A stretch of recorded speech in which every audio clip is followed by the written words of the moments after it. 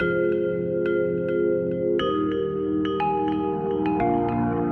a professor right now. I'm also a former banker. So if you want somebody to, as a scapegoat for the current crisis we are in, if you call it a crisis, here I am. In my defense, I'm now trying to atone for my sins of being a banker by actually being a professor, right? So I'm trying to atone for it. Okay, lovely presentation from Prachi. She talked about a slowdown which looks very, very different from what we've seen in the past. And over the last few days, you would have heard this endless debate on TV shows about whether this is structural or whether this is cyclical, right? It's almost become a joke. And frankly, I think it's a completely useless debate because at one level, it's trying to pin the blame on somebody. It's almost like a post-mortem. Whom can I hang for this thing, right? Do I hang Nehru? Do I hang Manmohan Singh? Do I hang Modi ji? Or do I hang nobody at all? Nobody killed Jessica, nobody killed the economy. In which case, it's just a stimulus required, give a bit of fiscal easing, give a bit of monetary easing, and we'll all come out of it. No worries at all, right? Trying to not get into a political mess and staying as apolitical as possible, let's try and do a zero-based where we are and what the economy looks like. I'll try and make the case that there is a strong structural element to what we see around us. And the need of the hour is more of structural reform than just stimulus. Stimulus alone, I think, will be a complete waste of a lovely crisis if we just stop at stimulus. Zero base. Let's look at where we are right now. Minouche talked about the banking and the non-banking system. Clearly in a mess, right? Banks have been in a mess ever since, Credit Suisse came out with that lovely report of theirs of House of Debt. Very prescient, looking at how the entire edifice was looking pretty, crumbly. Yes, a lot of good work has happened. Recognition for bank NPAs has come through, but we are still far short of reform when it comes to banking, right? Even today, the amount of autonomy that public sector bankers have in the conduct of their operations is very, very limited. The total cost to company for Mr. Rajneesh Kumar, who's the CEO of State Bank of India, is 30 lakh rupees in a year. He also lives in a lovely Dunedin in that beautiful bungalow in Malabar Hill, but he can't monetize that. So, the ability to hire, fire, and pay market value and be accountable and responsible for your decisions is just not there. We don't have phone banking anymore, thank God for that, but we do have nudges. The NPA problem hasn't gone away. Resolution is painfully slow. We will see a couple of large resolutions this quarter, which is good news, but there's again a CS report saying 2.4 lakh crores of more NPAs coming up. Wait until Mudra comes out in its full glory as to what that NPA looks like. We are still in a mess. If banking is in a mess, NBFC is in an even bigger mess. We've not even started with the recognition out there. The financial stability report of the RBI says, what does it say, Prachi? 6.1% gross NPAs for NBFCs as of March. Nobody believes that number. As a practitioner, I can tell you, nobody, at least for banks, when they see 9.3%, people believe that number, plus that 2.4 now additional from CS. NBFC 6.1%, nobody believes.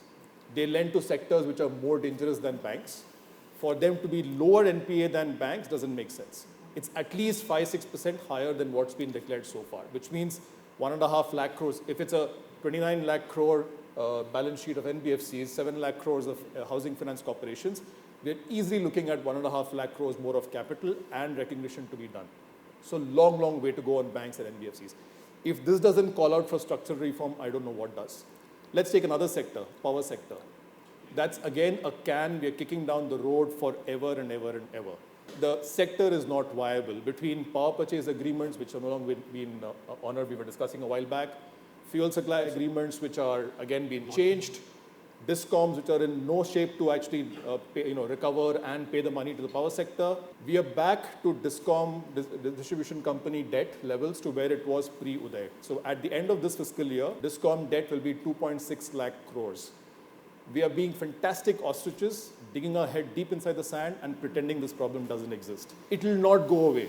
We can get states to borrow money, we can get discoms to borrow money. That doesn't make the debt go away. That doesn't make the problem go away. I'll just take one more sector. There are plenty of sectors, by the way. No shortage of sectors where structural reform is required. Airline and shipping, real estate, construction, telecom, don't get me started. I'll just leave one more, manufacturing. With all these supply chains moving out of China, we should be in a lovely spot. We should be the Vietnams, the Philippines, the Bangladeshs of the world. Along with them, we should be getting all of these companies coming in. There was a large American manufacturer who was passing by Mumbai. He was actually shifting some of his operations to Bangladesh, by the way. I suggested to him, come to my country, India, come here. And he laughed at me. He said, have you seen your ports? They're chock-a-block. Have you seen your connectivity between your hinterland and the ports? It doesn't exist. You expect me to hire and set up a factory for 10,000 people out here? Not going to happen. I know of people who are shutting down their ready-made garments factories in Tirupur and opening shop in Bangladesh, Dhaka. It's not just because Bangladesh is an LDC. It's also because the labor laws in Bangladesh are far more flexible than they are in India. Again, factor reforms, land, labor, capital. There's a crying need for this stuff. We've known this stuff forever. There's a crying need for getting some of this stuff done again. The problem with all these huge reforms is exactly that. It's too huge. So everybody starts off by saying, oh, you're trying to boil the ocean. Take away all that, keep it in the side. I want something for the next quarter. Give me an idea which can bring back growth the next 1 month or 2 months or 3 months, which is what we're going through right now, right? This is one of our banes. Every time we see a crisis, we're looking for short-term, short fixes, where we can staple up some stuff. We don't want to go into the hard, real reforms. Even today, I don't see the discussions, the debates about actually going through some of these really hard reforms. If we can get that part right, none of these problems are unsolvable.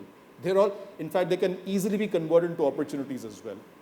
Let's come to the last bit, stimulus, right?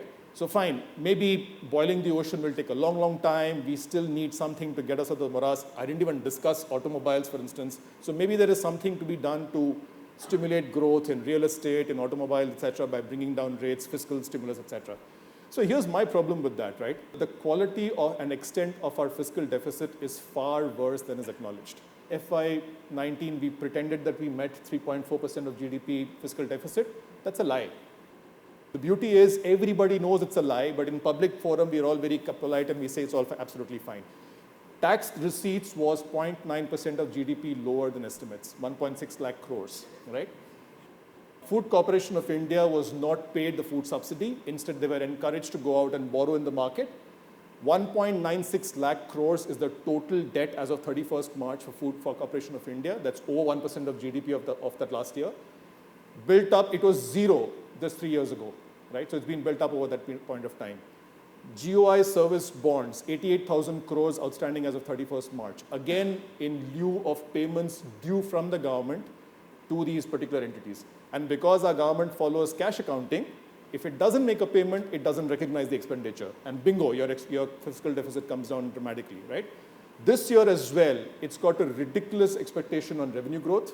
23% revenue growth ain't happening. If we hit 7% growth as we did the last year, we'll have a shortfall of 2.4 lakh crores on revenues. Our fisc is a mess, okay? So even before we start talking about fiscal, push coming through, the reality is we've already stretched the fisc quite a bit.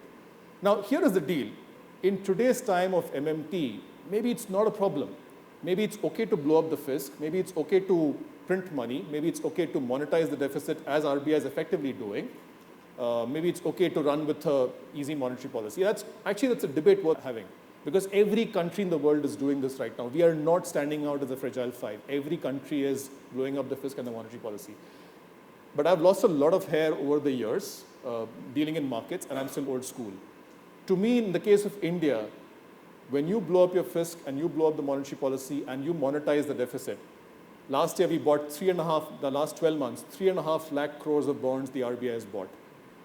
1.76 lakh crore payment made by way of, for whatever reason, surpluses is effectively monetization. At least a part of it is monetization. To me, every time that happens, when you have monetization and fiscal blowouts, our imports go up because our manufacturing, like we discussed, isn't too good. So our consumption demand translates into higher imports and therefore higher current account. The second problem that happens is people start buying gold. We saw that happening in 2012, 2013. It could happen all over again. So I worry that while, as of now, nobody is really concerned about fiscal and monetary easing and splurging, eventually history can come back to plague us. Maybe we've forgotten history, and maybe our current account starts to go wild again. Maybe our demand for gold starts to go wild again, and our financial stability becomes worse, not better. So here is the upshot. I think we need deep structural reforms. We've got problems. The earlier we acknowledge we have problems and start tackling them head on, the better for us. This administration now has political equity which is enormous. There's no opposition to speak of. They can get away with whatever policies they want to. Maybe it's a great time to do this. If you do want to give a stimulus, go ahead with it, but don't stop just at a stimulus. A stimulus alone might actually lead us to more trouble.